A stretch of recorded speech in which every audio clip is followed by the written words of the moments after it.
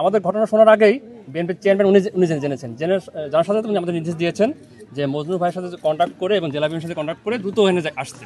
আমরা তার প্রেক্ষিতে আমরা আসলাম এবং উনি আমাদের যে নির্দেশনা দিয়েছেন যে এই ভুক্তভোগী পরিবার, বিশেষ করে আপনারা জানেন যে এই পরিবারটার যে মানে যে স্বামী মানে যিনি তালাক দিয়েছেন উনি কিন্তু আমাদের বিএনপি দলীয় না, ঠিক আছে, কিন্তু তবুও কিন্তু মানবিক নেতা আমাদের তারেক রহমান উনি কিন্তু মানবিক বিবেচনা করেই এখানে পাঠিয়েছেন আমাদের। উনি কোনো দলমত নির্বিশেষে কাজ করতে বলেছেন এবং এটাই হচ্ছে তার চিন্তা ধারণা এবং আগামী নতুন বাংলাদেশ যে নির্মাণ করবেন তার একটা উদাহরণ এটা। তো আমরা এসেছি এবং এই ভুক্তভোগী পরিবার এবং ওই যে তালাকপ্রাপ্ত যে মেয়ের মহিলাটা ওনাকে বলেছি যে আমরা তার পাশে আছি। তারেক রহমান সাহেবের পক্ষ থেকে একটা উপহার ছিল, সেটা আমরা দিয়েছি। তো আমরা এবং তিনি ঘোষণা দিয়েছেন ওনার 3টা বাচ্চা আছেন, এই বাচ্চাগুলোকে লেখাপড়ার জন্য প্রতি মাসে ভরণ পোষণের জন্য বিএনপির পক্ষ থেকে তারেক রহমান সাহেবের পক্ষ থেকে তাদেরকে সহযোগিতা করা হবে এবং তাদের লেখাপড়ার